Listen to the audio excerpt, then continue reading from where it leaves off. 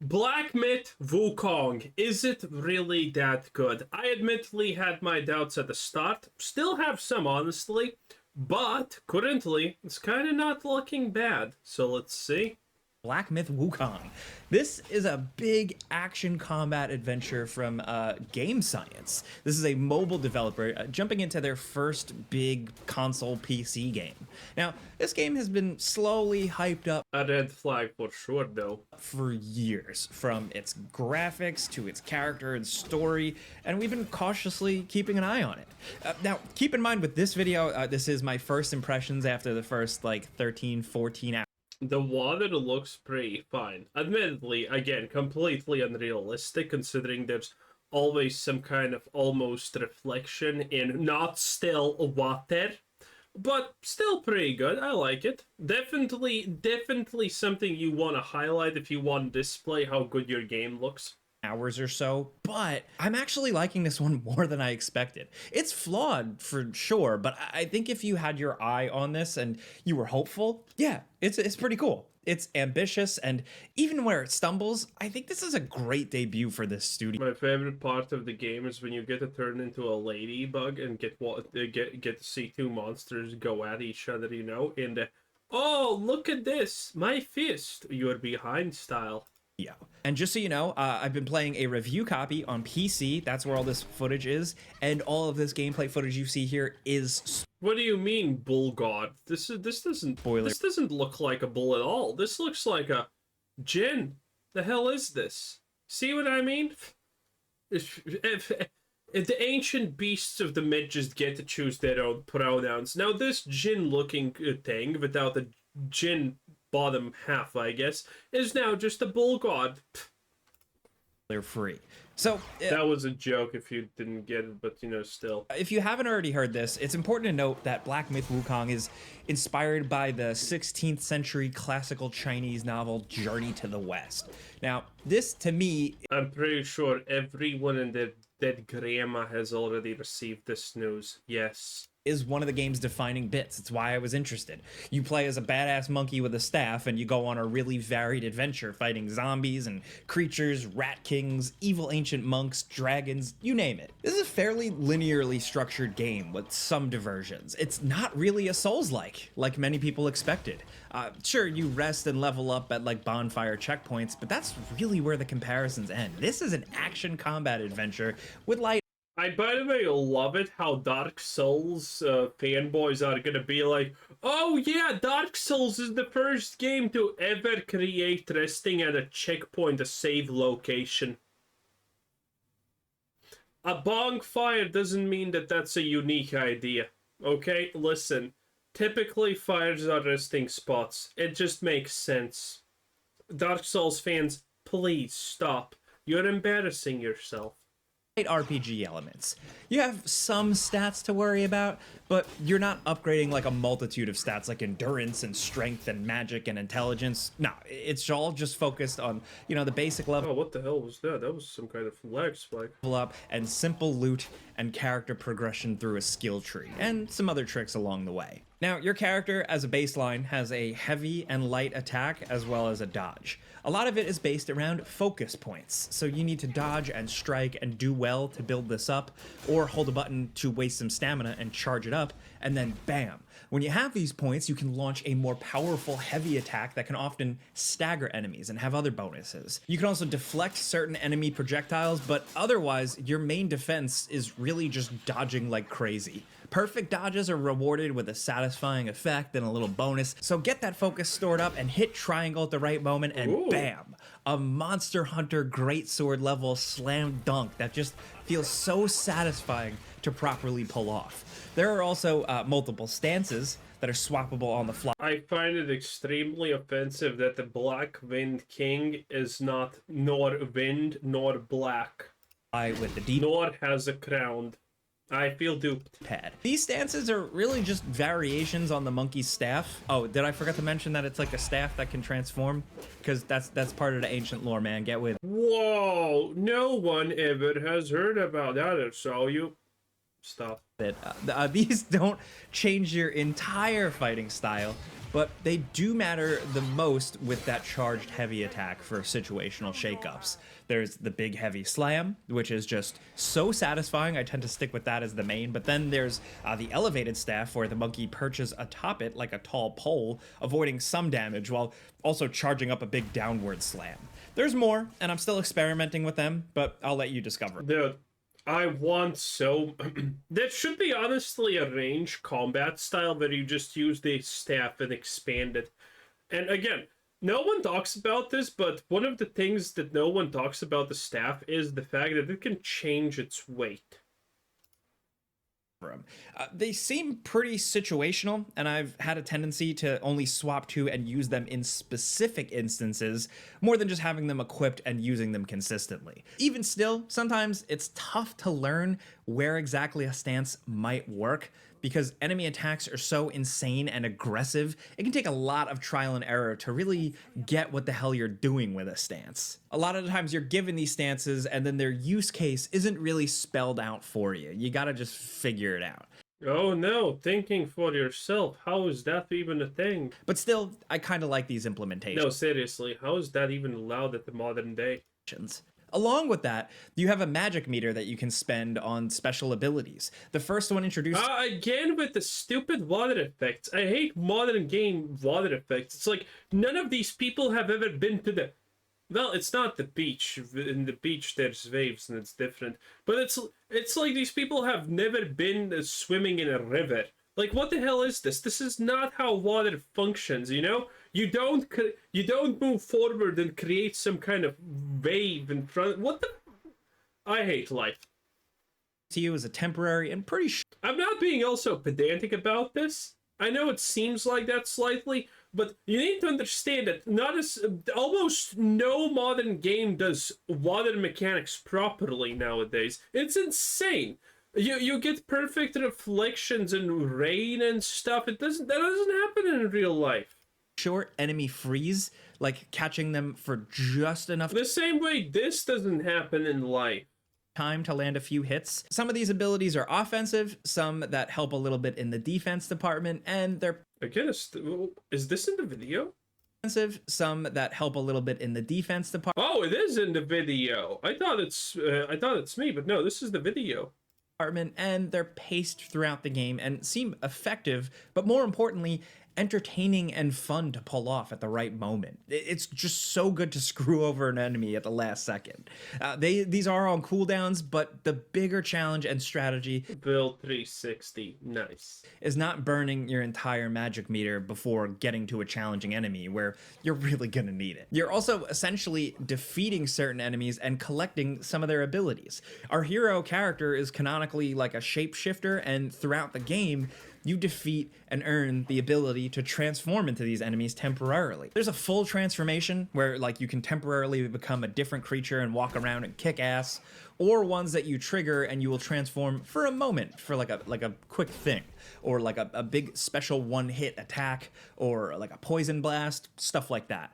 That's cool. These things give variation to a pretty simple striking combat system. You can do light attacks and then time it right with a heavy attack, and the animations are incredible, but after a while you might find yourself just doing the same best combos over and over again. It really only matters when an enemy feels like a grind, or like when you're fighting low-level enemies. The more complex bosses, you really have bigger things to worry about. Is the combat most refined, the most laser-precise, balanced thing? No. If you were looking for a Souls-like, this is where you might be disappointed if you... The Jawed, I think, should be able also to absorb souls of your enemies and seal them. So, I wonder if that's a thing. We're looking for even more depth, but I had fun with it. Story-wise, it has a lot going for it because of, like what I said, like what it's based on.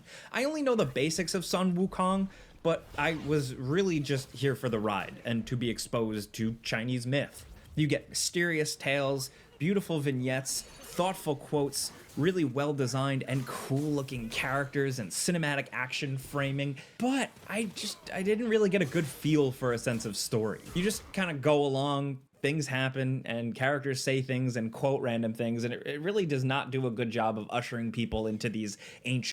By the way, I'm just gonna throw this one in here about China because it's such a...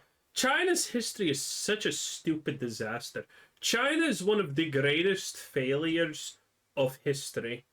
Because China invented a bunch of shit. Yeah, China invented fireworks, they did nothing with it. China invented writing, proper writing styles and things that could have advanced themselves so much. And guess what they did with that? Nothing.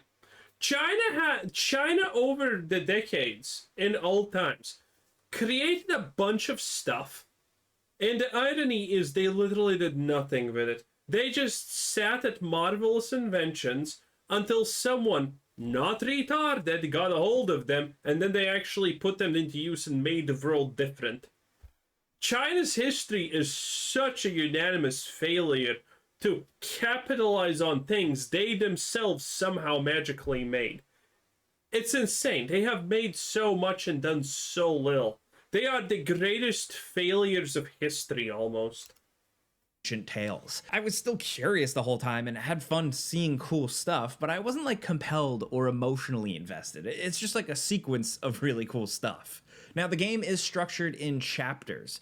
There's typically a big bad boss at the end of a chapter, and it's a matter of you getting your way there. You might run into one mid-boss that kicks your ass, so turn around and find another alternating path that likely brings you to another mid-boss you can cut your teeth on first. Occasionally, you'll run into an NPC or a little mystery, but this is mostly areas with a few mob-type enemies that mostly aren't too crazy, and then a few tougher guys here and there, and then lots and lots of bosses. Like, I mean it. You can fight one unique boss, walk through a hallway, and then bam, there's a completely new, different boss ready to square up. This is where the game is really ambitious. Like I said, the amount of unique fights feels really, really damn special.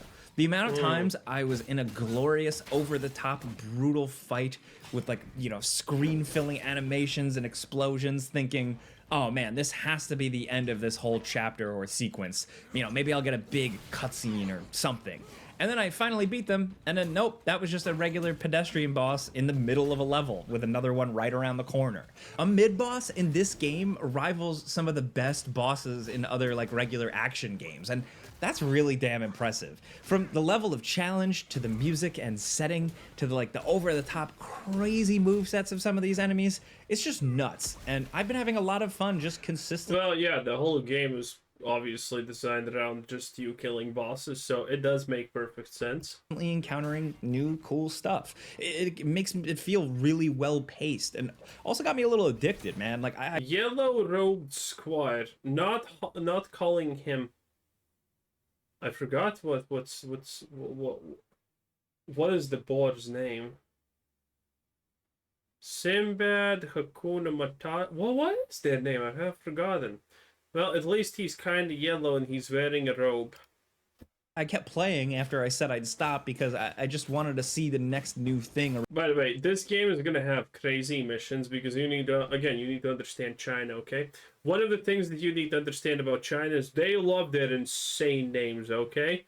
So, don't be surprised when suddenly you have a mission to go and defeat the heavenly, earth-shattering, heaven-breaking, hell-smashing pavilion gate, Asura Pat, Boa Destroyer, Coca-Cola bottle, lamp post, heaven-conquering Bob from accounting, okay? Chinese love their names, okay? So don't be surprised when someone has a title like that and you need to wipe that floor with them and turns out they're absolutely no one, because turns out that only people that are actually worthwhile have the word venerable after their 37-letter prefix, and then it's high venerable and whatnot. It's so dumb! Around every corner. And it's just really fun when you get a good run going and you just feel like a ruthless badass. When the combat hits, it hits. Now, some of the big boss enemies go so insane that they will actually trap you in a corner, and like the camera lock on screws up and makes it so you can't see attacks are coming. This happened to me way more than I'd like, and it was pretty annoying when I was doing well, but happened to get boxed into a corner by a taller enemy who jumps in the air, and then the camera gets stuck because it tried to pan up, and now like it's just a mess, and then I can't see big hits coming my way. Very frustrating. Also, if we're talking about annoying stuff, this game really needs a map. As far as I know, I couldn't find one, even if it's just a... The game is supposed to be very straightforward with only a couple of things that diverge from each other, but you know, effectively it's like, oh, do I go left or right in this 5 second long tunnel? Well, it doesn't really matter, but you know, it at least tries to create the idea of open spaces. A vague map, it would really help because some of the chapters have really big areas. It is worth noting that you can revisit and fast travel back to previous areas, previous little bonfires if you want, but that doesn't really show you much in terms of like getting a good read on an environment, on a layout. But man, I will compliment the look of these areas. Level design wise, everything is really simple, like structurally. And I did encounter some invisible walls, which was sometimes a buzzkill. But otherwise, damn, these areas look really good graphically. Dry grasslands, deep deserts, lush green detailed forests, blinding white snow, in all of Well, yeah, that's why they call it a journey. it. They Not the forest to the west. really excel here. From graphics to art design, this game is absolutely gorgeous. Flowing rivers, lush foliage, detailed textures, striking shadows, and ray tracing. This is the rare instance of a game that was like originally teased as a graphical showcase like years ago, and then the final product actually looks really good. With that being said, I did play on PC, and even on a high-end PC, I did have some issues. The occasional stuttering, a few glitches with some enemies floating, a few crashes, and some little frame rate issues, especially as you get deeper into the game. Means if you're sensitive to this stuff, you should maybe wait or do some more research with a PC nerd reviewer. I've seen some critics not have any issues. I've seen some have worse than me. I also have not seen the console version of this game, and I believe none of my... By the way, one of the things that I really like about this game is the fact that you're constantly dodging, not just, let me just roll out of the way like this. You know, it's no BS. fellow reviewers have either, meaning definitely wait until we know what's up, because this game is coming in a little hot. The potential technical issues muffles what is otherwise a really fun game. Like I said, be warned, it's not a Souls-like, and some Souls fans might not love the combat, but... Oh my god, imagine every game being a Souls-like game just because it's supposed to be hard and it's based like this in a third-person action. Ah, man. The Dark Souls series has given us a lot of good, but it also has given us a lot of bad in terms of expectation and, you know, all of that jazz. And anyway, that was Game Rings 10 out of 10. Bye-bye.